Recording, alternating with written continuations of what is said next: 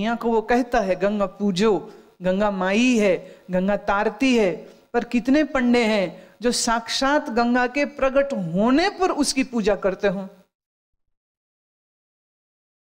दूध, चावल, फूल, दीपक बहते पानी में डाल देते हैं। रैदास ने कहा तो देना मेरी कौड़ी जो वो हाथ बाहर निकाले। कहानी है, खूबसूरत है। पंडित ने अपना जो कुछ करना था सो किया। जो लौटने लगा तो याद आई, ऐसे ही लगा खेल खेल में कर दो, क्या फर्क पड़ता है। तो उसने कहा हे गंगा माई, तेरे भक्त रैदास ने ये भेंट भेजी है, पर अगर तू हाथ बाहर निकाले तो दूं, नहीं तो नहीं दूं। कहते हैं कि अंदर से एक हाथ आया और उन्होंने, पंडित तो घबरा गए, उसने कौड़ी दे दी। और फिर गंगा ने कहा कि ये लो 2 कंगन, ये मेरे भक्त को दे देना, ताकि उसको ये निश्चय हो जाए कि मैंने उसकी भेंट को स्वीकार किया। पंडित के मन में आई बेईमानी, वो कितने काहे को मैं दोनों इसको दे देता हूं, एक बेच देता हूं, एक दे दूंगा रैदास को। तो एक उसने सुनारे को बेचा, एक रैदास को दिया। मेकिंग इट शॉर्ट, घूमते घुमाते वो एक कंगन राजा तक पहुंच गया। राजा ने रानी को दे दिया। रानी कहती एक पहन के क्या करूं, दूसरा भी दो। बोले दूसरा कहां से लाऊं? बोले ढूंढो। तो ढूंढते ढूंढते पता लगा कि दूसरा तो रैदास के पास है। तो वहां गए, बोले ये रानी कंगन चाहती है, कंगन चाहती है, कंगन दीजिए। रैदास कहते दूसरा कंगन मेरे पास तो है नहीं, पंडित से ही पूछो कंगन कहां है। पंडा कहता है वो कंगन तो मुझे याद नहीं मैंने कहां रख दिया है। तो रानी जिद करने लगी, कहती अगर रैदास की कौड़ी के लिए वो एक कंगन दे सकती है गंगा, या 2 दे सकती है, तो तीसरा भी दे सकती है। तो रैदास तो फिर से ले, चल गंगा किनारे, फिर से गंगा माई को बोल कौड़ी दे, फिर से उससे कंगन ले। तो रैदास कहते हैं कि मुझे वहां जाने की जरूरत नहीं है। तो जिस बर्तन में कटे हुए जानवरों के चमड़े पड़े थे, उसी चमड़े में खून भरे उस पानी में उन्होंने हाथ मारा और मार के कहते गंगा माई ये तेरी ये भक्ता को एक और दे दे। वो कहते उसी में से निकला। कहानी मैं फिर कह दूं। तो उन्होंने उसे दिया। ब्राह्मण को खूब मार पीटी फिर कि तूने बेईमानी क्यों करी। कंगन तू खा गया बेईमानी करके, रैदास की चीज रैदास को नहीं देता है। कौड़ी के बदले कंगन मिला था तो रैदास को देता, तूने बेचा और झूठ बोला। तो प्रसिद्ध हुई ये बात, मन चंगा तो कठौती में भी गंगा। तो गंगा जाने की जरूरत नहीं। बोले हमारे घर के नल में जो जल बह रहा है वो भी गंगा ही है। गंगा क्या है? थोड़ी पुराण की कथा और कह देते। जब विष्णु ने वामन रूप बनाया था और वामन का रूप जब उन्होंने बड़ा किया था, तो पहला पग उन्होंने ब्रह्मलोक में रखा था। तहां ब्रह्मा जी ने कहते उनके चरण को धोया और वो जो जल अपने कमंडल में रखा, यही गंगा है, जिसे फिर भगीरथ ने तप करके धरती पर लाए। पुराण की ये कथा। अब ये सिंबॉलिक है। There is a symbol, there is a hidden meaning in that. Vaman मने ब्राह्मण, ब्राह्मण मने जो ब्रह्म को प्राप्त है। तो वामन अवतार मतलब संत अवतार। अच्छा, संत के चरण धोए तो गंगा निकली। विष्णु रूप संत के चरण धोए तो गंगा निकली। इसका अर्थ क्या है कि संत के मुख से जो ज्ञान की ये जो वर्षा होती है, यही गंगा है। और इस गंगा को धारण कौन करते हैं? कहते महादेव जी अपने सिर में इसको धारण करते हैं और मस्त रहते हैं। तो हम महादेव कौन है? यह महादेव भी ये ब्रह्मवेता है जो सुने हुए ज्ञान वचनों को अपने मस्तिष्क में धारण करता है। कहते जटाओं में फंसा के रखा हुआ था। तो जो मस्तिष्क की फॉर्मेशन है, जो there is a big network जाल की तरह ही तो बुना हुआ है वो सारा। तो मस्तिष्क में ज्ञान को जिसने संभाला सो महादेव, और जिस विष्णु रूप ब्राह्मण ने ज्ञान उच्चारण किया सो है गंगा। तो गंगा का संबंध सीधे सीधे ब्रह्म ऋषियों से है, संतों से है, महात्माओं से। अब इस ज्ञान वाली गंगा का स्नान तो करता नहीं है, लेकिन हरिद्वार, उत्तरकाशी, गंगोत्री वहां भागा चला जाता। मैं ये नहीं कहती मत जाओ, जरूर जाओ।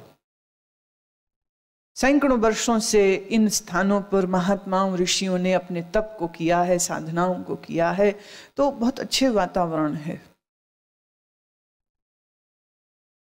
पर जब सजीव लिविंग ज्ञान की गंगा मिल रही हो, तो फिर ज्ञान की गंगा छोड़ के गंगोत्री नहीं भागना चाहिए।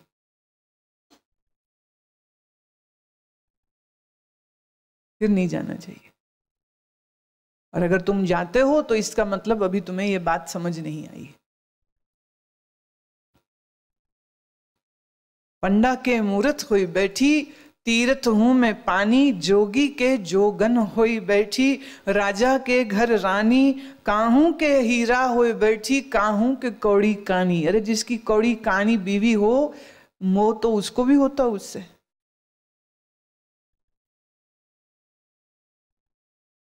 मेरी जानकारी में एक लड़का है, पंजाबी में एक शब्द होता है शुदाई, उसको ज्यादा समझ नहीं है, शरीर उसका ज्यादा ठीक से पल्लवित भी नहीं हुआ, मस्तिष्क उसका ज्यादा ग्रो नहीं कर पाया है, बातचीत में भी हकलाता है, बुद्धि भी कम है। तो उसकी भी शादी हो गई, और उसकी घरवाली जो भी है वो उसके लिए व्रत भी करती है, उसको अपना पति परमेश्वर स्वामी भी लगता है, उसके बच्चे भी हो गए, बच्चों को वो बाप बड़ा प्यारा भी लगता है। तो कैसा भी शरीर हो, कौड़ा हो, क्या कह रहे, कौड़ी हो, कानी हो, पर जिससे ये, जिस पति से ये ब्याही होती है ना औरत, उसको वो मोह में पूरा फंसा लेती, और वो भी पूरा मोह में फंस जाएगा। औरत कैसे फंसाती है भी देखो ना, जिस निखट्टू लड़के को घर से रोज गालियां पड़ती थी, शादी होते ही प्रथम रात्रि में उसकी पत्नी उसके पैरों को छू करके प्रणाम करती है, उसकी धूल सर में लेती है और कहती आज से तो तुम मेरे स्वामी हो, आज से तो मेरे माँ बाप ने तुम्हारे साथ मुझे बांध दिया है, मैं तो तेरी दासी हूं। है उसको पहले दिन होश आती जिंदगी में, इसीलिए इसके बाद वो ना माँ की सुनेगा, ना बाप की सुनेगा, ना दादे की सुनेगा, ना चाचे की सुनेगा, ना यारों की सुनेगा, किसी की नहीं सुनेगा। बस जो बीवी कही दे सो सत्य वचन। और बीवी को कुछ लंबे चौड़े खेल नहीं खेलने पड़ते, बस 2-4 बार हाथ जोड़ती है, उसके शरीर को संभोग का सुख देती है, खाना पीना उसको खिलाती है, अच्छा खाना पीना देती है, धुले प्रेस किए हुए कपड़े दे देती है, और ये मूर्ख मिट्ठू इसी से खुश हो जाता है। पहले अपने कपड़े खुद धो, खुद प्रेस करो, खाना माँ ने कभी दिया और कभी कहते पड़ा हुआ है खा ले अपने आप, टाइम पे तू आता नहीं है। यहाँ पत्नी कहती मैंने खाया नहीं, तुम आए नहीं थे, मैं तो भूखी बैठी हुई हूँ। तो वो सोचता अरे वाह मेरे पीछे भूखी बैठी हुई। काहू के हीरा होए बैठी, किसी के यहाँ सुंदरी है उसकी पत्नी तो मन मोहा गया, किसी के काणी है तो वहां भी मन मोहा गया। माया महा ठगनी हम जानी, भक्तन के भक्ति होए बैठी, ब्रह्मा के ब्रह्मानी, कहे कबीर सुनो भाई साधो, ये सब अकथ कहानी। ये प्रकृति देखिए, सांख्य योग वाले उसको प्रकृति कहते हैं, वेदांत वाले उसी को माया कहते हैं, तत्वज्ञानी उसी को अज्ञान कहते हैं। तो माया, अज्ञान, प्रकृति या महामाया, ये सब एक के ही नाम है। और श्री कृष्ण कहते हैं मैं तो हूं पिता और ये प्रकृति है माता, और हम दोनों के संयोग से इन भूतों की रचना, इस सृष्टि की रचना हो जाती। सत्वम रजस्तम इति गुणः प्रकृति संभवः, निबधन्ति महाबाहो देहे देहिनम व्ययम्। हे अर्जुन, सत्वगुण, रजोगुण, तमोगुण ऐसे ये प्रकृति से उत्पन्न हुए तीनों गुण इस अविनाशी जीव आत्मा को शरीर में बांधते हैं। तीन गुणों वाली ये जो प्रकृति है, ये प्रकृति ही जो अविनाशी जीवात्मा था उसको बांध लेती है। रजोगुण से चंचलता आती है, तमोगुण से निद्रा, बेहोशी, आलस्य, प्रमाद आता है, रजोगुण से क्रिया, हरकत, चंचलता, चलना फिरना, सोचना, विचार करना, ये सब रजोगुण से होता है। सत्वगुण से प्रेम, सुख इत्यादि ये जो पवित्र अनुभूतियां हैं, सात्विकी अनुभूतियां हैं, ये होती हैं। और यही तीनों गुण जीव को बांध लेते हैं। जीव अपने अपने अविनाशीपने को ही भूल जाता है। तीन गुणों से बने हुए इस शरीर में आसक्त हो जाता है। ये देह मैं हूं, ये शरीर मैं हूं, ये शरीर मेरा है, ये घर वाले मेरे, तो मेरी अम्मा और मेरा बापू, मेरा पप्पू और मेरी बेटी, वह इसी में फंस के रह जाता है। किसके प्रभाव से? इन तीन गुणों के प्रभाव से। रज तम सत, इन तीन गुणों के प्रभाव से अविनाशी स्वयं को विनाशी समझने लग जाता है। मौत से डरता है, दुख से डरता है, शोक से डरता है। तत्र सत्वं निर्मलत्वात् प्रकाशकमनामयम् सुख संगेन बध्नाति ज्ञान संगेन चानघः। हे निष्पाप, उन तीनों गुणों में प्रकाश करने वाला निर्विकार सत्व गुण तो निर्मल होने के कारण सुख की आसक्ति से और ज्ञान की आसक्ति से अर्थात ज्ञान के अभिमान से बांधता है। अब तीनों गुणों के द्वारा जीव कैसे बंधता है उसका विस्तार श्री कृष्ण बड़े सुंदर ढंग से देंगे। ज्ञान कहां से आया? देखिए, कोई भी ज्ञान हो वो सत्वगुण से ही आता है। अच्छा बोलना, लिखना, कला, चित्रकला, काव्य, ये सब सत्वगुण से है।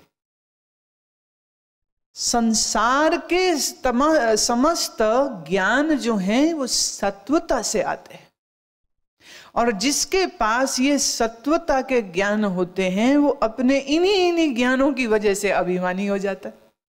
मैं अच्छा पेंटर हूँ, मैं अच्छा गायक हूँ, मैं अच्छा कलाकार हूँ, मैं दार्शनिक हूँ, मैं लिटरेचर पढ़ाता हूँ, मैंने 4 MA की हैं, मेरे पास 2 PhD हैं, मेरे से ज़्यादा अक्लमंद कोई नहीं है। ये ज्ञान तुम्हें बांध देता है।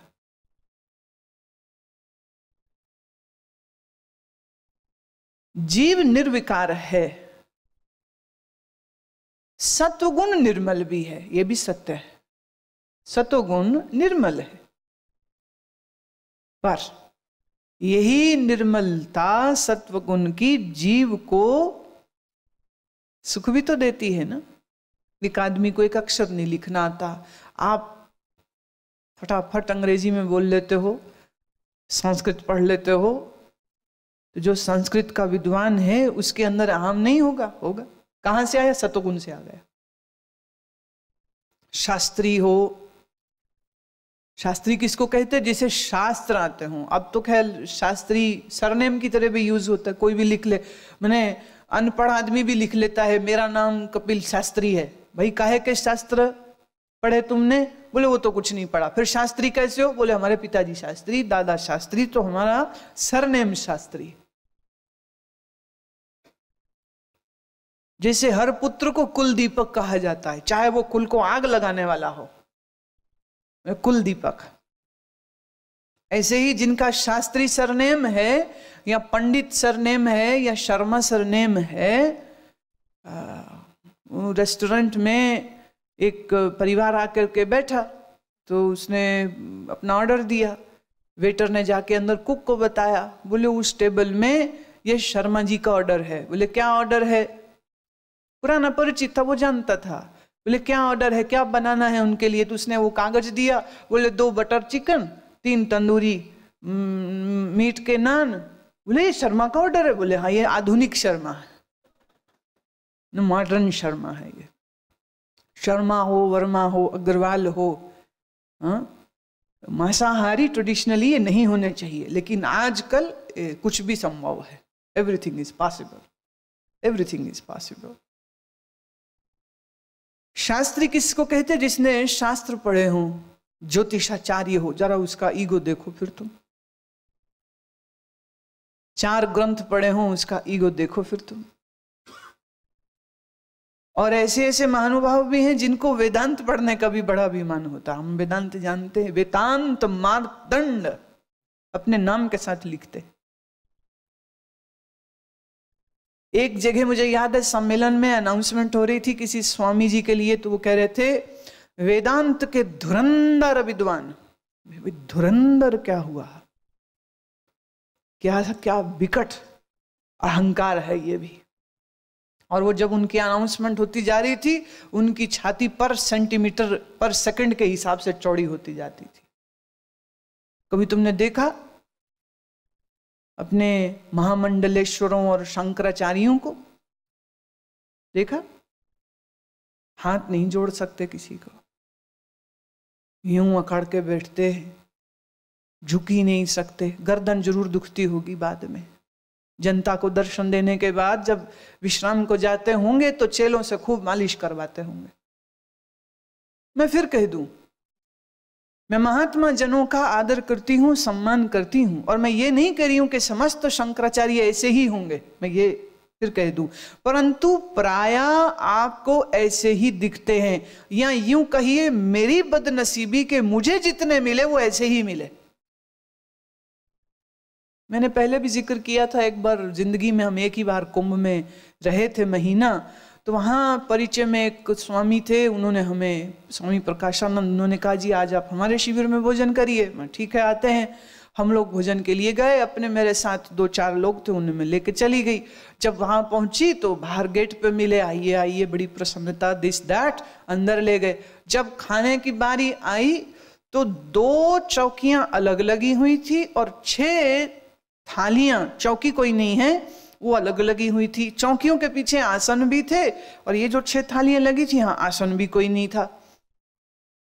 अब जब तक हमारा मेजबान हमें ये ना कहे कि कहाँ बैठना है, मैं अपने आप कैसे बैठूं? अब हम खड़े थे तो इतने वो कहते हैं कि वो अमुक एक महामंडलेश्वर है ना, मैं नहीं जानती। बोले वो भी भोजन पे आ रहा है। बहुत अच्छी बात है। तो इतने में वो भी आ गए। तो ये प्रकाशानंद भी महामंडलेश्वर है, तो ये दोनों महामंडलेश्वर बैठे उस गद्दी और चौकी वाली जगह पर, और हमको कहा आप यहां बैठी, ठीक है हम यहां बैठ जाते। तो ये तो चौकी दिखाने के लिए मुझे बुलाया था, तो चौकी मेरे शिविर में भेज देता, मैं वहीं देख लेती। मेरी चौकी, मेरी गद्दी। साधुओं के जब भंडारे होते हैं तो महामंडलेश्वरों की लाइन अलग, उनकी दक्षिणा भी ज्यादा होती, पैसे भी ज्यादा मिलते हैं और चढ़ावा भी ज्यादा मिलता है। और जो नया नया स्वामी बना उसको कम मिलता है, जो ब्रह्मचारी है उसको तो और भी कम मिलता है। तो हर ब्रह्मचारी सोचता है मैं स्वामी कब बनूं, और हर स्वामी सोच रहा है मैं महामंडलेश्वर कब बनूं। और महामंडलेश्वर बनने से पहले मंडलेश्वर होते हैं, ये बीच वाली डिग्री होती है।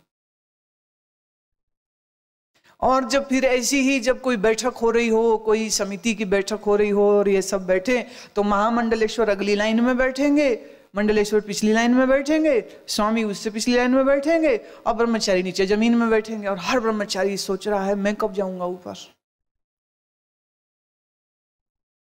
ये हमने देखा तमाशा सब। एक ऐसे ही मेरे को संत मिले, बोले ये प्रकांड संस्कृत के विद्वान है। मैं कहा मुझे तो बिल्कुल भी नहीं आती है। कहे ऐसा कैसे, आप तो नम्रता से कह रहे हो। मैं नहीं, नम्रता से नहीं, मैं वास्तविक सत्य बोल रही हूं। हमको तो नहीं आती है। मेरा ये बोलते ही वो और चौड़े हो गए, तो मैंने और भी चौड़ा कर दिया उनको। फिर अपनी उपमा सुन सुन के वो और फैलते चले जाते हैं। ये क्या है? ये अहंकार है, काहे का, ज्ञान का, शास्त्र का, विद्या का। और ये जो अहंकार होता है ये तुम्हें अभिमानी बनाता है और अभिमान की फांसी तुम्हारे गले में डाल देता है। रजो रागात्मकं विद्धि तृष्णा संग समुद्भवम् तन्निबध्नाति कौन्तेय कर्म संगेन देहिनम्। राग रूप रजोगुण को कामना आसक्ति से उत्पन्न हुआ जान और इस जीवात्मा को कर्मों की और उनके फल की आसक्ति से बांधता है। रजोगुण क्या है? राग, अटैचमेंट, तृष्णा, डिजायर्स और विषय के संग से जो आसक्ति पैदा होती है, ये रजोगुण है। और ये रजोगुण तुम्हें बांधता है। कैसे बांधता है? आसक्ति से। सतोगुण अहंकार से बांधता है और रजोगुण आसक्ति से बांधता है। तृष्णा, मुझे ये मिले, ये मिले, ये मिले, ये मिले, ये मिले, और वो मिलता जाए। तो जितना जितना भोग सामग्री मिलती जाती है उतना उतना उसका आसक्ति बढ़ती जाती है। और जितनी जितनी आसक्ति बढ़ती जाती है रजोगुण का ये फांसी गले में और तंग होती जाती है।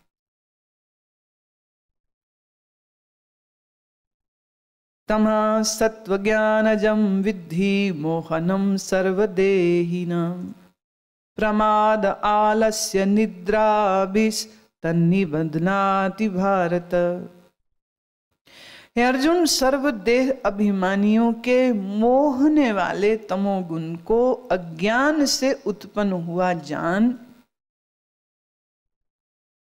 वह इस जीव आत्मा को प्रमाद, आलस्य और निद्रा के द्वारा बांधता है।